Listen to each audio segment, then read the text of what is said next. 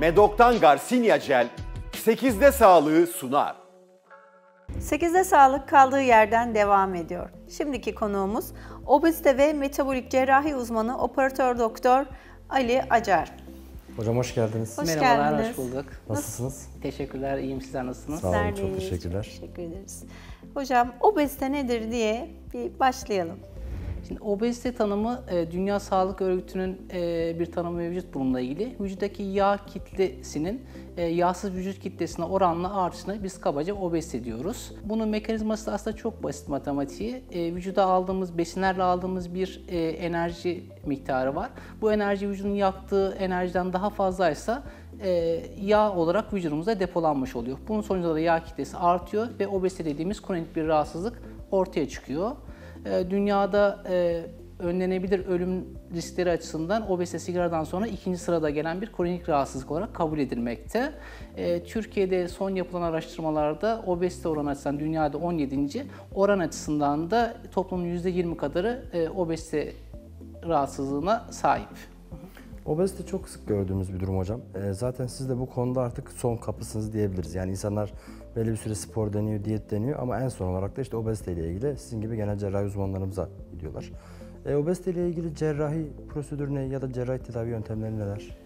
Şöyle ki yani biz ne kadar genel cerrah olsak da ameliyat yapmayı sevsek de aslında hastamızı en başında doğal yöntemlerle kilo vermesini öneriyoruz. Bunun da başında profesyoneller eşliğinde bir diyetisyen takibi diyebiliriz. Günlük yaşam tarzı değişiklikleri uygulaması ve sporu hayattan eksik etmemeleri bunun obezitenin önüne geçmesi için hastalara yardımcı olabilmekte. Ama bunları yapmasına rağmen kilo veremeyen hastalarımız için de cerrahi tedavi obezite için bir seçenek.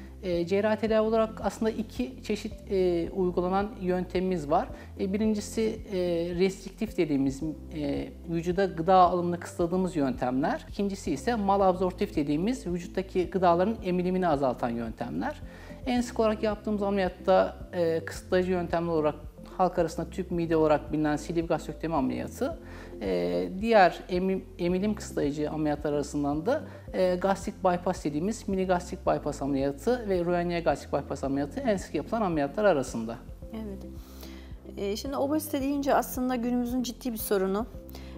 Bu cerrahi tedavileri birçok insan size başvuruyordur ama bir o kadar da bu tedaviden korkan izleyicilerimiz için. Çünkü internette ciddi anlamda bir bilgi kirliliği var, korkabiliyorlar. Evet, bu cerrahi operasyon diyeyim, riskleri var mıdır? Yani izleyicilerimiz için neler önerebilirsiniz? Sonuçta bu bir cerrahi yöntem. Obezite ameliyatlarını biz laparoskopik yöntemle genel anestezi altında alıyoruz. Bu bir cerrahi prosedür aslında. Anesteziye bağlı komplikasyonlar ya da cerrahiye bağlı komplikasyonlar ortaya çıkabilmekte. Ama obezitenin cerrahi tedavisinin ilk başından bu yana teknolojinin de desteğiyle kullandığımız cihazların kalitesi ve güvenilirliği gün geçtikçe artmış bulunmakta. Burada en büyük risk cerrahi açıdan kaçak olması ama bu dediğimiz aletlerin teknolojisi kaynaklı bu oranlar %1'in altına düşmüş durumda. Onun dışında buradaki her tedavi için tıptaki hasta açısından yarar zarar etkisi gözetilmekte.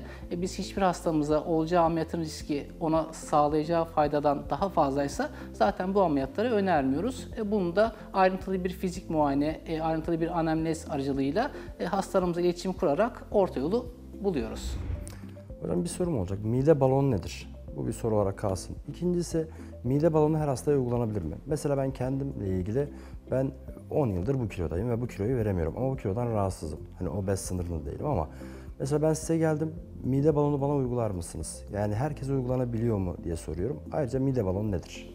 Şimdi mide balonu aslında sık kullanılan iki tane mide balonu çeşidi var. Birisi yutulabilir mide balonu, anestezi almadan uygulanan bir kapsülü bir kılavuz eşliğinde hastaya yutturup o kapsülün içini bir sıvıyla doldurduğumuz bir yöntem. İkincisi ise endoskopik olarak hastaya hafif sedasyon eşliğinde uyguladığımız bir balon yöntemi. Bu tedaviler kabaca 6 aylık süre boyunca hastanın midesinde balon kalıyor. Bu kaldığı süre boyunca da midede de bir tokluk hissi yarattığı için hastalarımız aldığı besin miktarını azaltıyor. Şimdi kilo vermenin en zor kısmı aslında diyete ilk başladığımız 1-2 aylık süreç. Mide balonu o 2 aylık, 3 aylık süreçte, totalde de 6 aylık süreçte hastaların buna çok kolay adapte olmasına destek oluyor açıkçası. Çok yüksek kiloda olan hastalar için mide balonu çok uygun değil. Çünkü mide balonuyla hastalarımız yaklaşık 10-15 kilo aralığında bir kilo kaybı yaşamakta.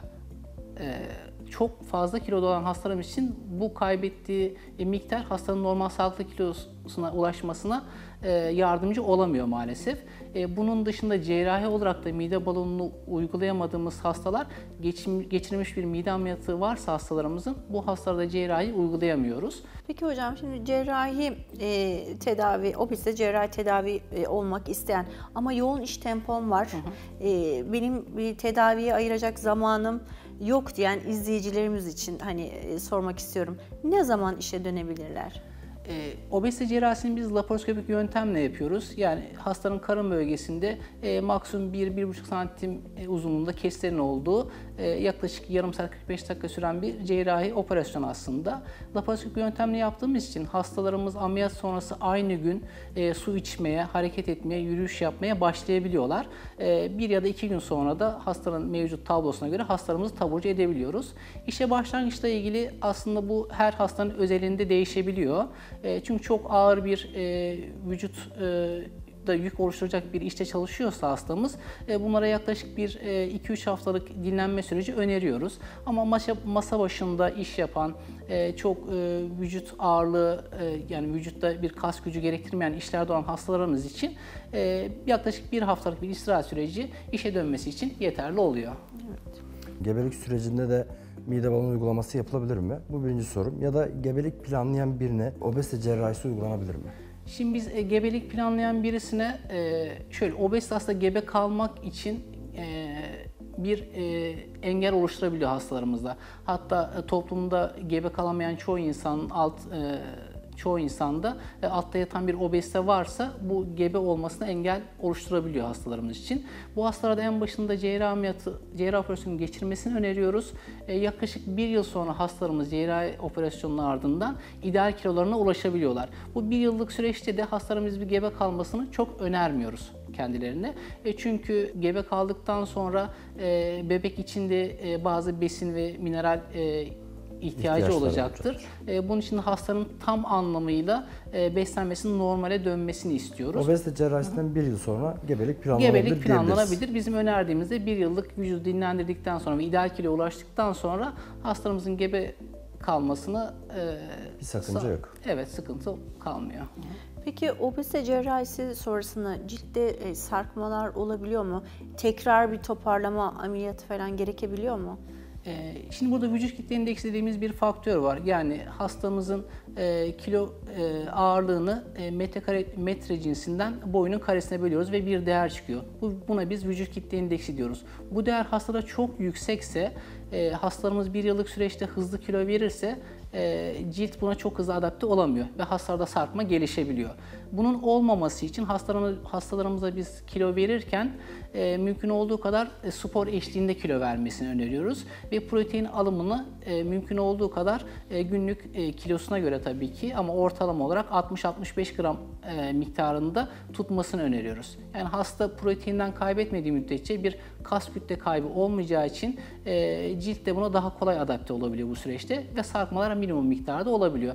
Ama tabii hastalarımız çok yüksek kilodaysa ve çok hızlı kilo verdilerse, sporu da buna yardımcı olarak kullanmadılarsa, bu hastalarımıza ilerleyen dönemde hasta ideal kilosuna ulaştıktan sonra çeşitli cerrahi estetik operasyonlar öneriyoruz biz de. Peki hocam, obezite cerrahisi sonrası bir kilo verdik biz. Bu kilolar tekrardan geri alınır mı? Geri kilo alımı ile ilgili aslında 2 faktör var. Birincisi hastaya bağlı faktörler, ikisi cerrahi prosedüre bağlı ve doktora bağlı faktörler oluyor. Doktora bağlı faktörlerde biz tüp mide ameliyatı yaparken midenin açlık hormonunu da üreten fundus dediğimiz tepe kısmı var. Bunun mümkün olan maksimum düzeyde çıkarılmasını öneriyoruz. Cerrahi işlemlerimizi de buna göre gerçekleştiriyoruz. Bu bölge yeteri miktarda çıkarılmadıysa o bölgedeki mide tekrar genişleme gösterebiliyor. Buna bağlı açlık hormonu tekrardan salgılanmaya başlıyor ve hastalar gelişen iştah durumuyla birlikte kilo almaya başlayabiliyorlar. Bu doktora bağlı olan kısmı oluyor. Hastaya bağlı kısımda ise hastaların bazı yeme içme bozuklukları gelişebiliyor psikolojik olarak da. Bunlara örnek olarak en sık karşımıza çıkan çok gazlı içecekleri çok sık tüketen hastalarımız. Onun dışında hacmi küçük ama kalorisi çok yüksek olan gıdalar, hani şerbetli tatlılardır vesaire tüketen hastalarımız ilerleyen süreçte tekrar mide hacmini büyütüp karşımıza gelebilmekte. Peki bu gazlı içecekler ya diğer besinlerden bahsettiniz. Bunlar tüp mideden sonra tüketilmesinde bir problem var mı? Yoksa az tükettiği için mi? Biz hastalarımıza ameliyattan sonra özellikle birkaç aylık dönemde bunlardan kesinlikle uzak durmasını istiyoruz. İlerleyen süreçte biz hani ne kadar engel olmak istesek de hastalarımız bazen bunları tüketmeye başlayabiliyor. Ama kilo verme süreci tamamlanmadan bunları hastalarımız mümkün olduğu kadar diyetinden çıkarmasını istiyoruz. Diyelim kilo aldı, tekrar size geldi. Tekrar obezite cerrahisi yapabiliyor muyuz? Bir hastaya kaç kere uygulanabiliyor? Kaç kere uygulanabildiği ile ilgili bir sınırlama yok aslında. Şimdi biz midenin bir kısmını vücuttan çıkarıyoruz ve kalan mide hacminde hastamız kilosunu vermiş oluyor. Tekrar genişlediği zaman o genişleyen kısmı tekrar ameliyatta çıkarabiliyoruz. Aslında tüp mide ameliyatının bize sağladığı en büyük güzellik de bu. Hani hem hastamızın fizyolojisi çok bozulmuyor hem sonrasında tekrar işlem yapmaya uygun oluyor. Bunun dışında hastalarımızın midesi genişlemeden tekrar kilo alımı olması durumunda bypass dediğimiz, hani bağırsağın bir kısmını bypass ettiğimiz operasyonlar mevcut. Bununla da biz en başta bahsettiğim gibi emilimi azalttığımız için hastalarımız tekrardan ideal kilosuna gerileyebiliyor. Şimdi bu kadar kilo problemi, obezite problemi her zaman yeme içme ile mi alakalı oluyor? Yani genetik de olabiliyor mu? Genetik faktörler de mevcut bununla ilgili. Özellikle şeker hastalığında bununla ilgili bir genetik geçiş kanıtlanmış şekilde. Şeker hastalığı ile ilgili tedaviye gelen cerrahi prosedür isteyen hastalarımız da oluyor. Şeker ameliyatı olarak bahsediliyor bu halk arasında. Ama burada bunun farklı kriterleri var. Genetik olarak yatkın olan tip 1 diyabet dediğimiz hastalık çok fazla obez cerrahi ile önüne geçebildiğimiz bir durum değil. Ama hastanın yeme içme alışkanlığına göre, aileden gelen gen aktarımına göre ve yaşadığı ortama göre, yani yaşadığı ortam şu açıdan önemli. Anne baba kiloluysa, yeme içmeyi seviyorsa bu mutlaka hani çocuğa da ilerleyen süreçte obezitenin gelişmesinde kolaylık sağlayabiliyor açıkçası. Genetik faktörler ve çevresel faktörler olarak aslında bu biraz da iç içe girmiş durumda. Hocam obezite cerrahisinde operasyondan sonra normal hayatımıza ne kadar sürede dönebiliriz? Normal hayatımıza dönmemizde dediğim gibi hastanın iyileşme süreci kaç günde toparlamış olur? Hastanede yatma süresi var mı? Normal hayata geçiş, iş hayatına geçiş diye sorabilirim yani. Hastalarımız ameliyattan sonra 1 ya da 2 gün civarında hastanemizde kalıyor. Ardından yürüyerek gündelik işini yapabilecek şekilde taburcu olabiliyorlar. Dediğim gibi masa başında iş yapan bir hastaysa bu kişi işine hemen dönebilir. Hani şu an mevcut pandemi sonrası gelişen durumlardan dolayı hani evinde iş yapan kişiler ya da uzaktan iş yapan kişiler bu duruma çok kolay adapte olabiliyorlar. Ama bir vücut kas gücü gerektiren işteyse hastalarımız bu süreç tabii ki biraz daha uzayabiliyor. Biz birkaç haftalık evlerinde istirahat süresi kesinlikle öneriyoruz. Hocam çok teşekkür ediyoruz. Gerçekten güzel bir sohbetti. Ben teşekkür ederim. Sağ olun. 8'de Sağlık'ta bugünkü konuğumuz obezite ve metabolik cerrahi uzmanı operatör doktor Ali Acar'dı. Kendisine çok teşekkür ediyoruz. Çok güzel bir sohbet gerçekleştirdik. 8'de Sağlık kaldığı yerden devam ediyor. Medok'tan Garcinia Jel 8'de Sağlığı sundu.